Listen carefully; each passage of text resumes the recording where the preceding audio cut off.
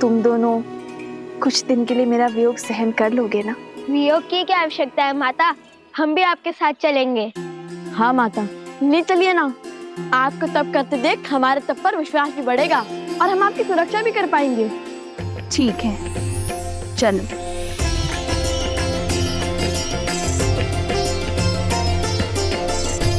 मित्र, हमें सेना की सुविधा के लिए हमें इस सरस्वती नदी के उपनदी पर ही शिविर लगाना चाहिए।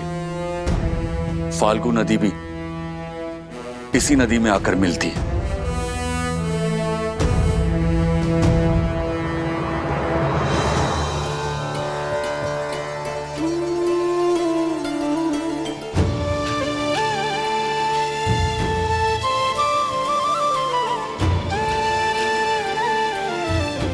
अपनी माता को कभी अकेले छोड़ने को सच नहीं होते लवकुश, और कितने उत्सुक भी है नई बातों को सीखने और जानने के लिए।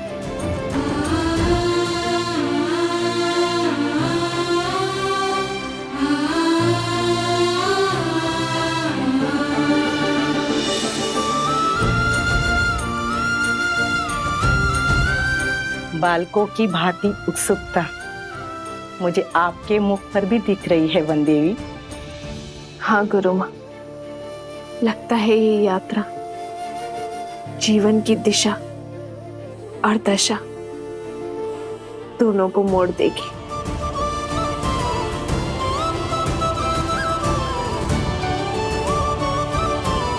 कुछ विशेष कारण अवश्य है इस फल्गु यात्रा का। प्रभु, चंद्रबाहु को वरदान प्राप्त है। जब वो युद्ध भूमि में होगा तब उसकी पत्नी रानी पद्मा ब्रह्म मंत्र का जाप करेगी।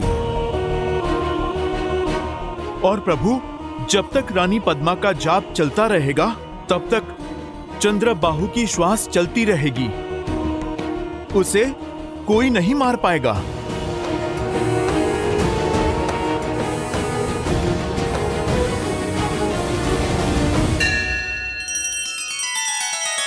श्री रामचंद्र कृपालु भजु मन हरण भव भय दारुणम।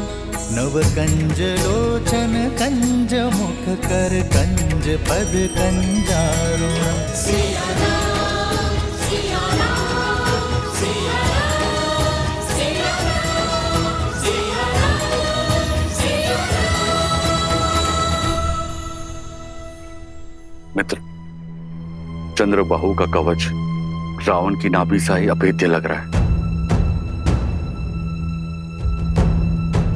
धर्म का एक वार पाप की हर ढाल को काट सकता है मित्र। आपकी पुत्री की रक्षा के लिए हमें पतिव्रता को रोकना होगा। आज युद्ध के समय किसी को महल जाकर रानी पद्मा का जाप तोड़ना होगा। ये कार्य मुझे सौंपिए प्रभु। मैं रानी पद्मा का जाप भी तोड़ूंगा और अपनी बहन को भी खोजूंगा।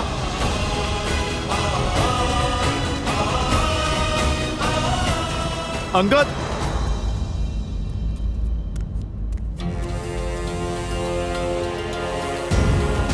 जय जय पवन पुत्र हनुमान। अंगद, ये लो, ये कूट तंत्र यंत्र है। तंत्रों की शक्ति से बना एक मायावी यंत्र। मुझे ये यंत्र महाराज विभीषण ने भेंट दिया था। ये यंत्र अपने बल से लोगों में मिथ्या लड़ाई झगड़े उत्पन्न करता है। तुम्हें महल के भीतर इस यंत्र की आवश्यकता पड़ सकती है। इससे तुम्हें उन राक्षसियों का वध नहीं करना पड़ेगा।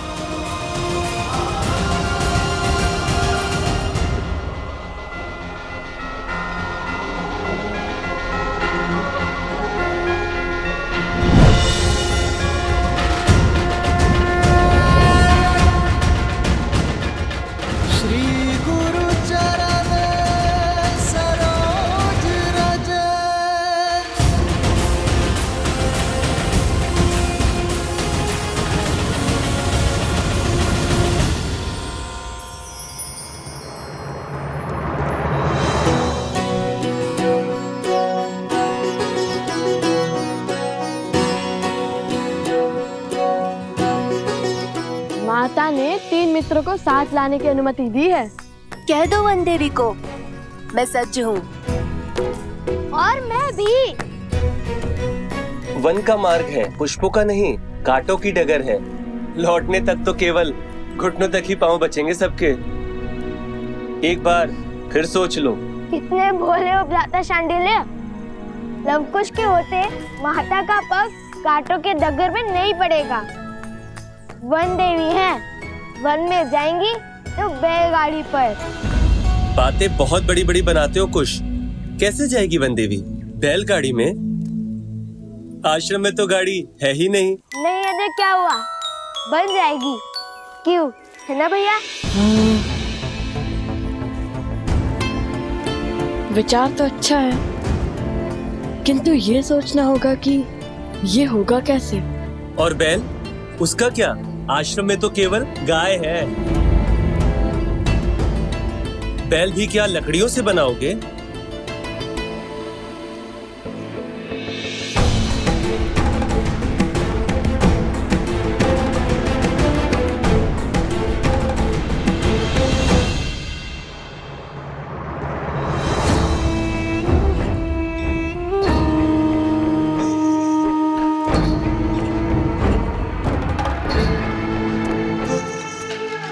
ये दोनों बालक अकेले बाहर क्या कर रहे हैं?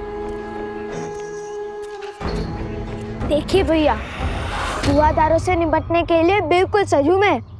सामने आते ही अंत कर दूंगा उनका। कहाँ खो गए भैया? बैलगाड़ी के विषय में बात करने की क्या आवश्यकता थी? गाड़ी तो भी एक बार को बन जाती। बैल कहाँ से लाएगा इस जंगल में? क्षमा कर दीजिए भैया, वो रोश में भूल गया।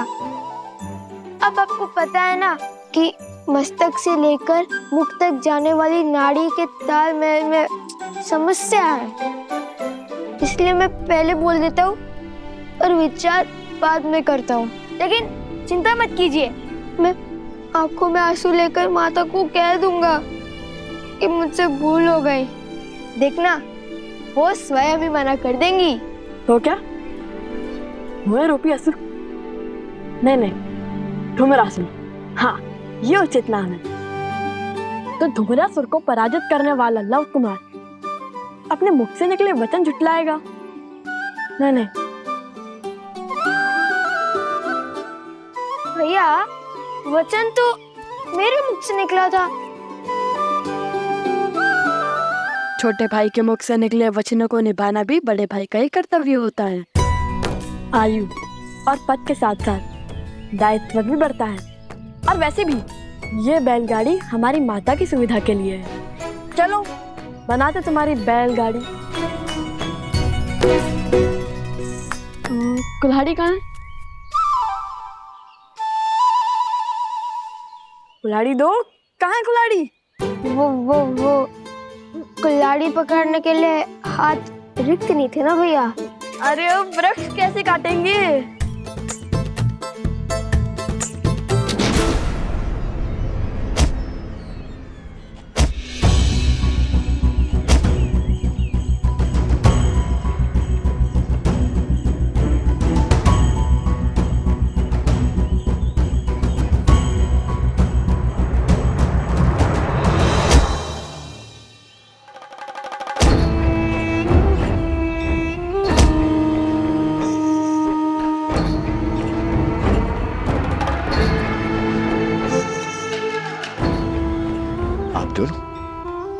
कौन है? इस घने वन में क्या कर रहे हैं?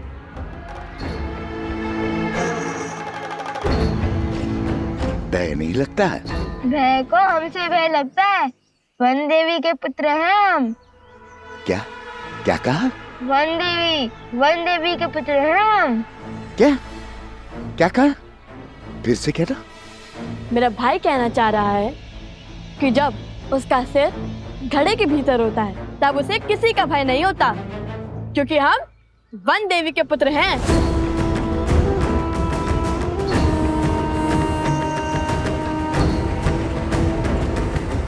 वन देवी अर्थात आप दोनों वन के राजकुमार हैं।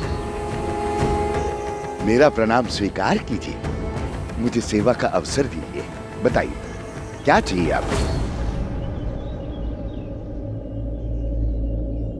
हमें कुछ लकड़ियां चाहिए।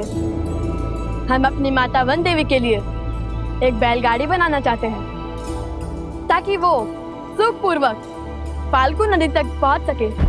और सिर्फ लकड़ियां ही नहीं, बैल भी चाहिए हमें। इसे कहते हैं विधि का विधान। मैंने एक गाड़ी बनाई, सोचा था आश्रम में दान कर दूंगा। यदि आप दोनों वन देवी के पुत्र हैं और इसे मेरी तरफ से वन देवी के लिए उपहार स्वरूप स्वीकार करें तो मैं धन्य हो जाऊंगा। अद्भुत, कितना अच्छा सहयोग है ये। क्या हम गाड़ी देख सकते हैं?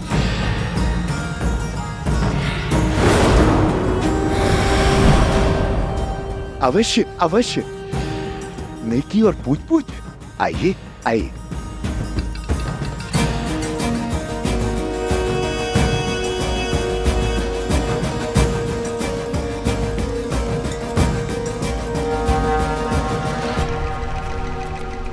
वाह भैया, कितनी बड़ी और सुंदर गाड़ी है। और दृढ़ भी। धन्यवाद बंधु। अब हमें एक बैल की आवश्यकता है। ओह ओह, जहाँ चाह होती है वहाँ राह होती है। अभी वहाँ मैंने सेतु के पास कुछ गायों और बैलों को चरते हुए देखा है, किंतु वे वन्य वृषभ हैं, उन्हें नियंत्रित करना सरल नहीं होगा। तो लवकुश मायावी असुरों को धूल चटा सकते हैं, उनके लिए बैलों को वश में करना कौन सी बड़ी बात है? क्यों, है ना भैया? सत्य वचन, सत्य वचन। हम अभी बैल का प्रबंध करते हैं। कुछ शीघ्रता से चलो, हमारे पास अधिक समय नहीं है।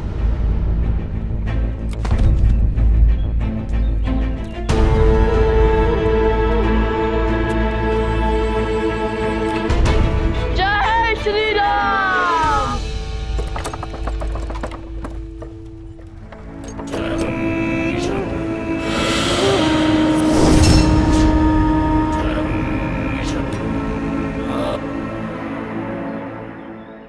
वृषभासुर,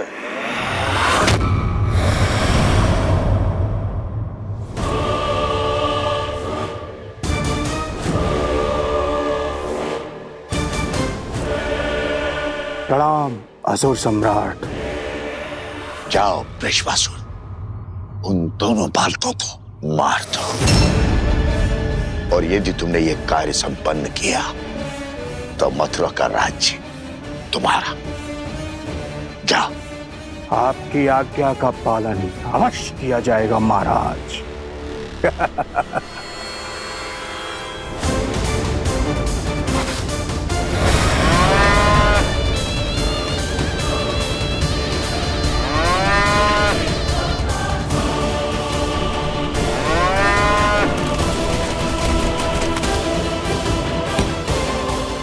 आज लवकुश के अंत के साथ साथ राम और सीता के त्याग का भी अंत हो जाएगा।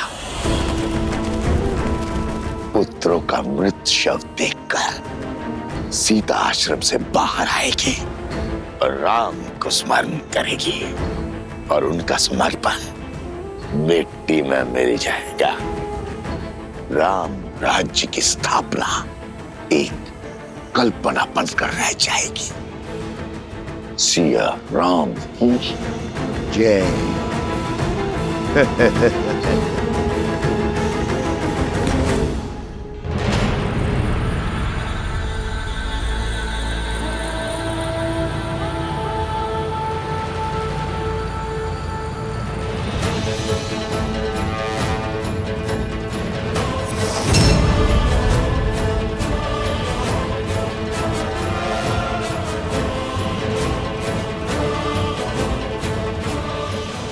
आज एक बार फिर अधर्म के अंत के लिए हम सब साथ खड़े हैं। चलिए एक बार फिर उन दुष्ट राक्षसों को धर्म का बल दिखाते हैं। एक बार फिर संसार को न्याय की शक्ति दिखाते हैं, एक बार फिर स्त्री के सम्मान की ललकार लगाते हैं, एक बार फिर धर्म की जीत का परचम लहराते हैं।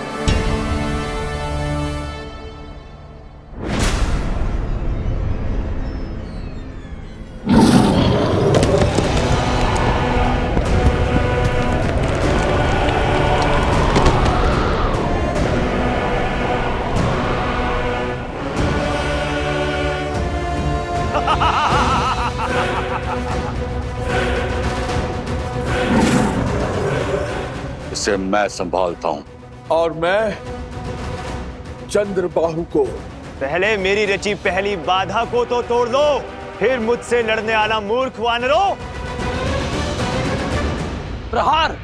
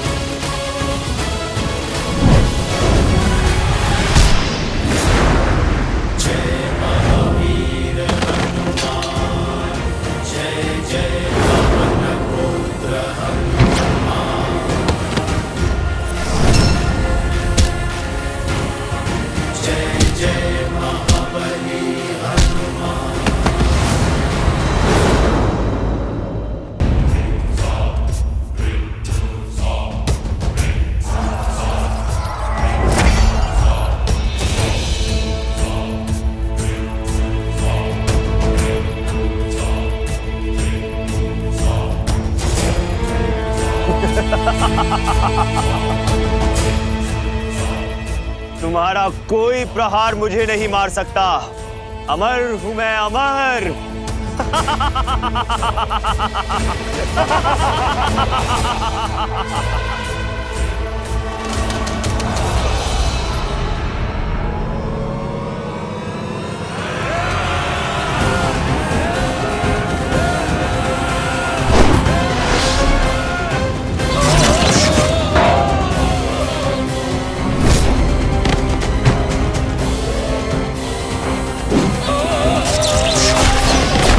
हनुमान, अंगद का कोई संदेश आया?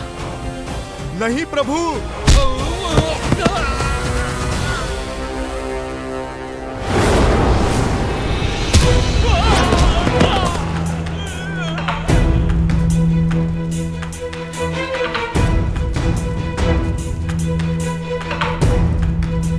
ओम विदात्मने विद्याहि हिरण्यगर्भाय धीमहि तत्रो ब्रह्मा प्रचोदयत्।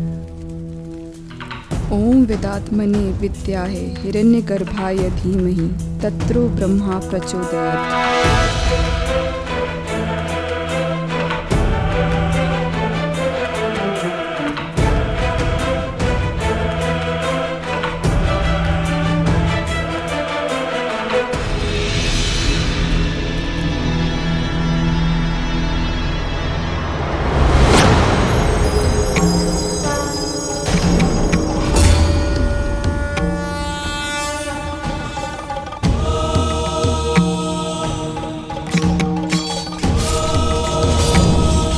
ओम विदात्मने विद्याहि हिरण्यगर्भाय धीमहि तत्रो ब्रह्मा प्रचोदयात्।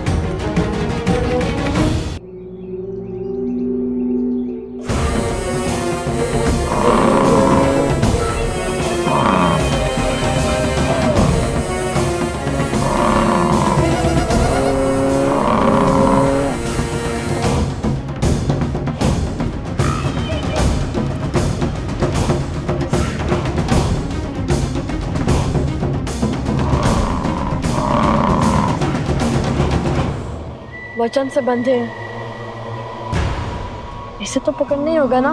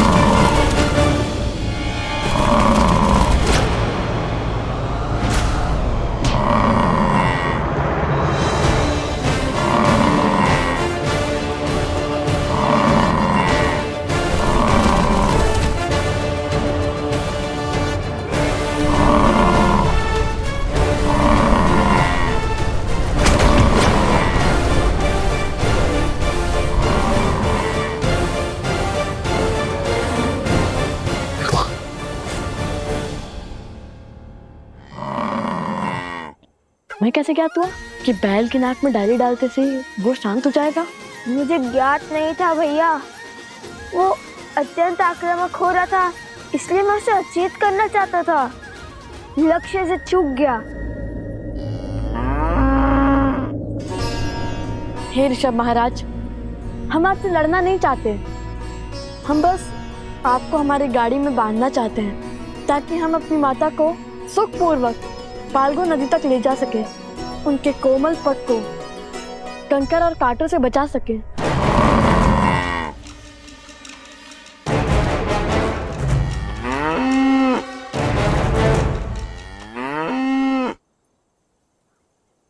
भैया लगता है मान गया।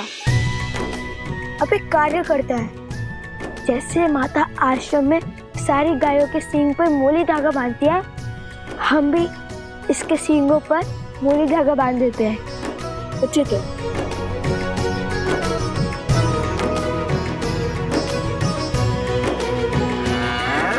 जाओ भैया।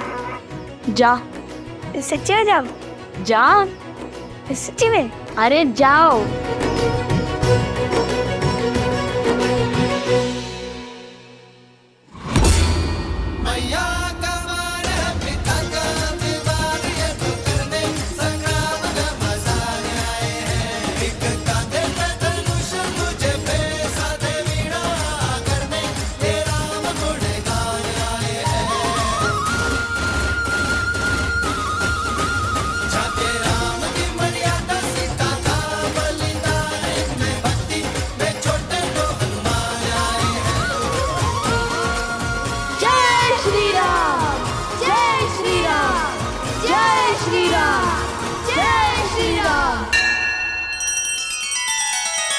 श्री रामचंद्र कृपालु भजु मन हरण भव भय दारुणम नव कंज लोचन कंज मुख कर कंज पद कंजारुणम।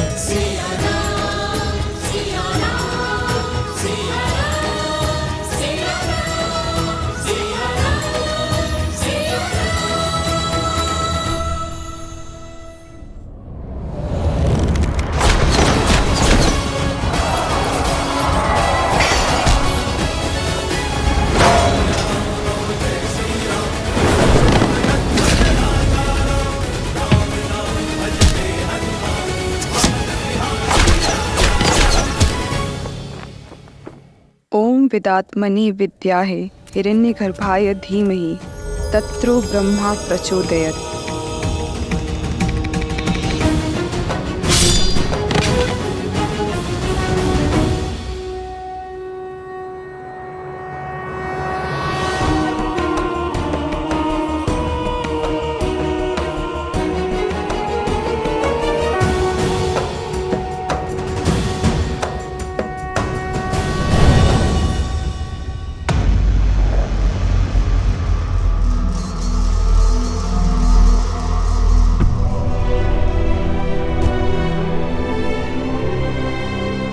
सेनापति, आंखें खोल बहन।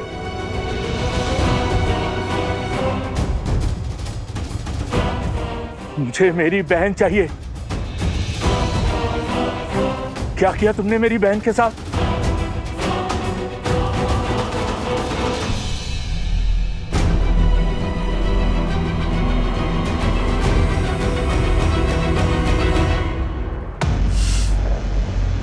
बालकों को नहीं मार पाया वृषभासुर। भैया अब हमारी बैलगाड़ी सज्ज है, अब माता को कोई कष्ट नहीं होगा।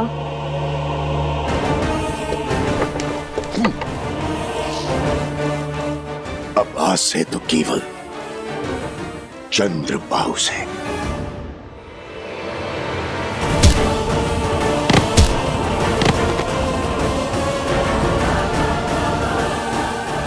आज पिताश्री को मुझ पर कितना गर्व होगा। मैं शीघ्र ही राम की मृत्यु का शुभ समाचार दूंगा।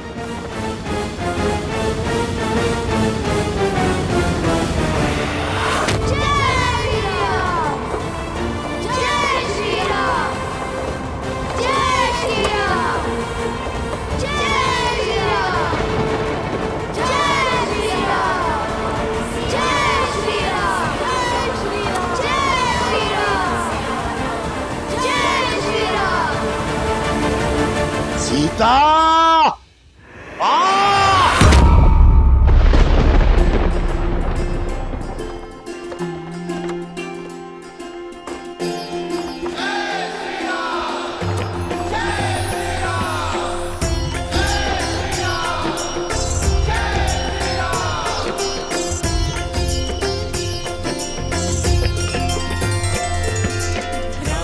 अयोध्या की ध्वजा है।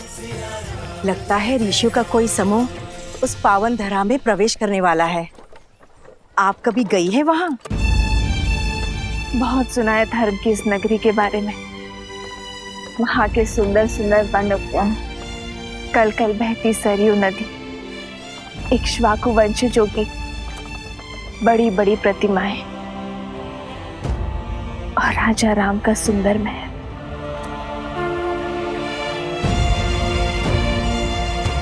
सच अद्भुत है श्री राम और उनकी नगरी।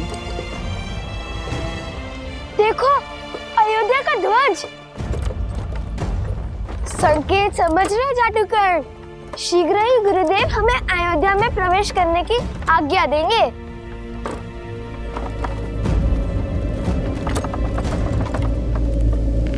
लगता है वातावरण बिगड़ने वाला है।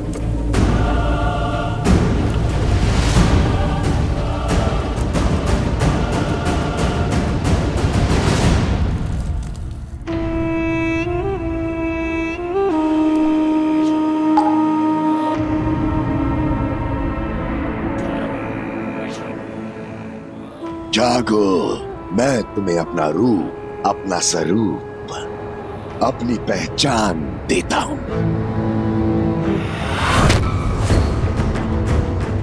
अपने महाराज को मेरा संदेश दो। इंद्र से जागने का समय आ गया है। अधर्म का आतंक फैलाने का समय आ गया है।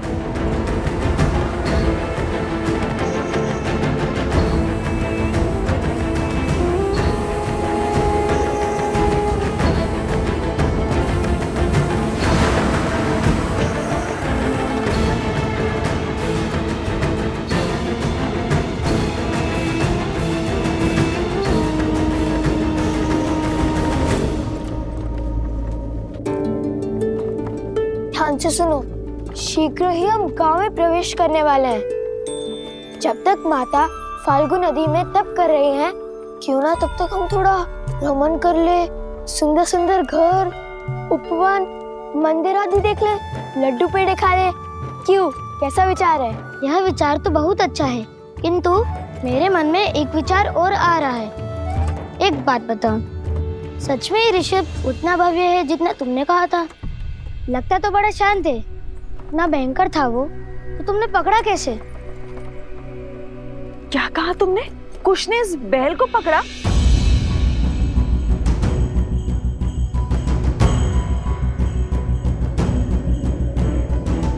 सुना आपने गुरु माँ, कुश ने उस अनियंत्रित वृषभ को अपने नियंत्रण में लिया। अच्छा, अब तुम असत्य भी बोलने लगे हो। सत्य कह रहे हो माता, केवल मैंने नहीं किया, जो भी किया हम दोनों ने किया, है ना लव भैया? लव?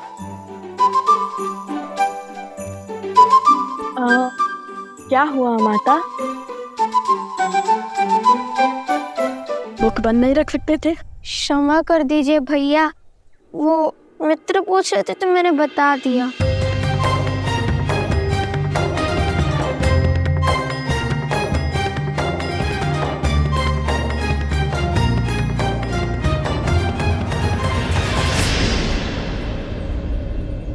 माता!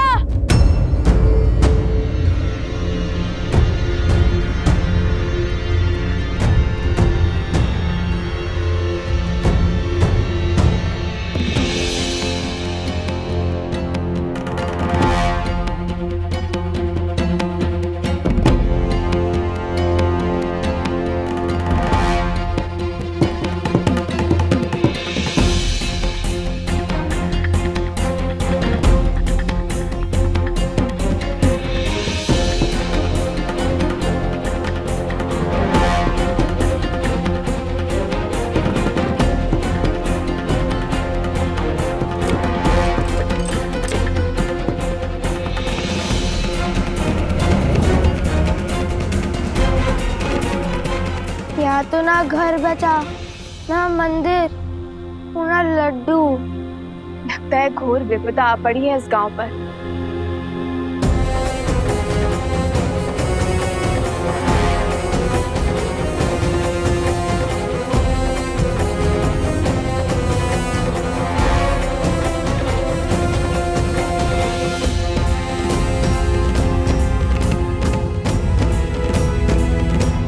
सब कुछ उजड़ा हुआ है माता, परंतु वो देखो उत्तर की ओर, वहाँ अभी भी एक वृक्ष है, घना वट वृक्ष।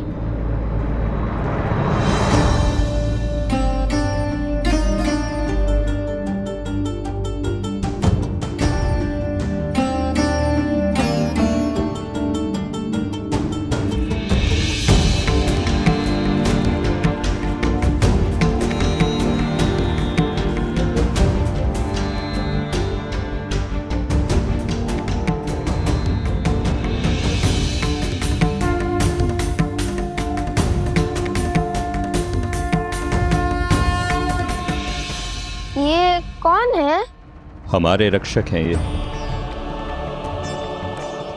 ये ना होते तो उस दुष्ट ने सारी सृष्टि को दूषित कर दिया होता।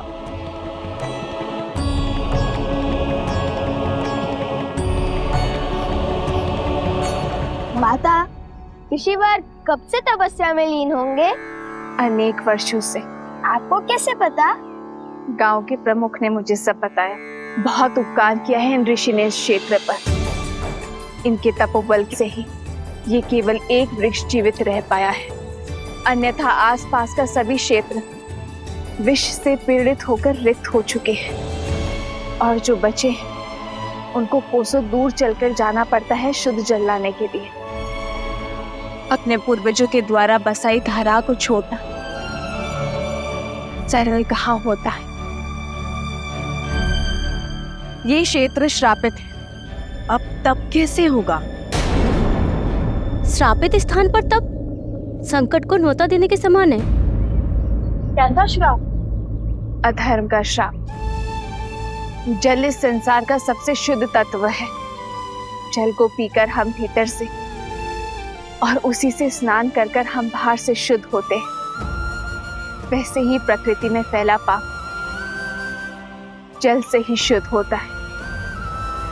किंतु जब पाप अपनी सीमा लांघ देता है तो वो मानव की दृष्टि से बच निकलता है और तब सबसे पहले जल ही अशुद्ध होता है। पाप को रोकने के लिए पापियों का संहार करना ही होगा। बताइए कौन है वो दुष्ट? भिन्न भिन्न असुरों के कुल और उनका नायक ऋषि असुरी के तपोबल ने उसे यहाँ नदी के नीचे बांधा है ताकि उसका प्रकोप इस क्षेत्र तक ही सीमित रहे। किंतु उसके यहाँ बनने के कारण उसने इस भूमि और यहाँ के जल को भी विषैला कर दिया है। अब उस पापी का अंत ही इस क्षेत्र के पाप का अंत करेगा। इतने वर्षों में उस असुर ने इस नदी में अपनी सत्ता स्थापित कर दी है। इस नदी तल में अपना महल तक बना दिया है। वो असुर जल में मक्र है और तल में मनुष्य मकरासुर।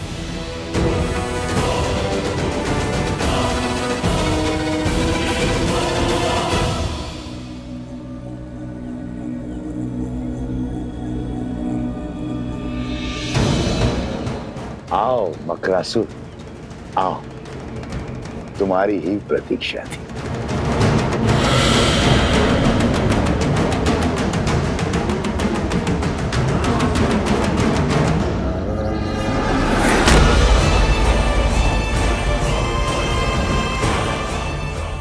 बहुत सुना है तुम्हारे बारे में सहस्त्र मुख रावण, किंतु मुझे तुम्हारी शक्ति और युक्ति में कोई रुचि नहीं है।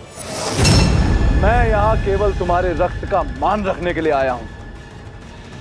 सुमाली जैसे असुर और पुलस्त्य जैसे महान ऋषि का अंश जो है इसमें। युक्ति को तुम्हारी शक्ति की आवश्यकता है मकरासुर।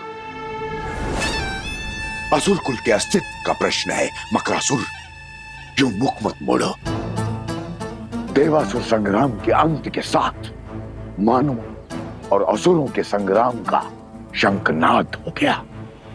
पूरी मानव जाति एक साथ असुरों के विरुद्ध आकर खड़ी हुई है।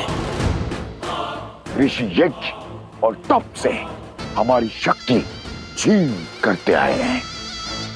ऋषि साधारण मनुष्यों के सहायक बन बैठे हैं और मनुष्य ऋषियों के संरक्षक। जल के बाहर जो भी हो, मुझे उससे क्या। मैं अपने राज्य में सुरक्षित हूं। देखो, धरा पे कैसा अकाल छाया है और यहाँ नीचे मैं साक्षात देवराज की भांति आनंद में मग्न हूं। ये राजपाट मेरे बल का प्रमाण है। गांव के गांव मेरे भय से खाली हो गए।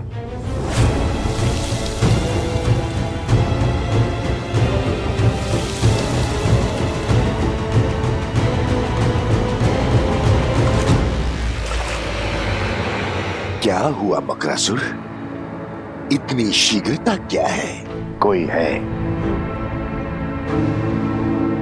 जिसके तप के बल से तुम फल्गु नदी की सीमा से बंधे हुए हो, जिसके कारण तुम क्षण भर से अधिक जल के बाहर नहीं रह सकते हो। ऋषि कर्ण का शिष्य ऋषि असुरी बरसों से तप कर रहा है, किंतु मुझे क्षति नहीं पहुंचा पाया। कुछ नहीं है उसके वश में। अगले 100 वर्षों में उसी पेड़ के नीचे उसका शरीर कीटों का भोजन बनेगा। फिर मैं स्वतंत्र होकर इस नदी के पार जा पाऊंगा और पलक झपकते ही मेरे 100 वर्ष बीत जाएंगे। यदि शत्रु एक से अधिक हुए तो, और 100 वर्ष यदि अनंत काल में परिवर्तित हो गए तो किसकी बात कर रहे हो? कौन है वो? वही जिसने धर्म की स्थापना का बीड़ा उठाया है। कौशल नरेश श्री राम।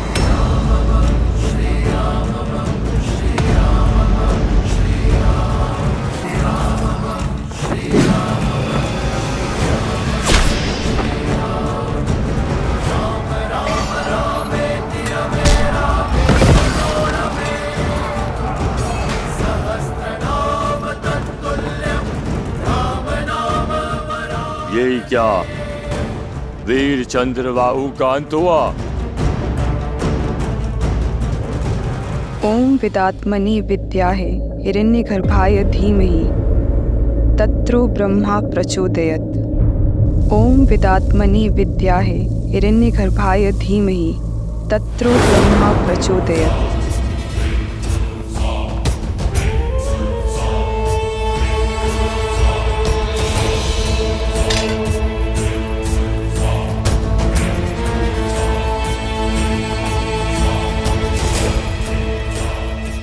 तुम्हें क्या लगता है राम, तुम इतनी सरलता से मुझे मार पाओगे?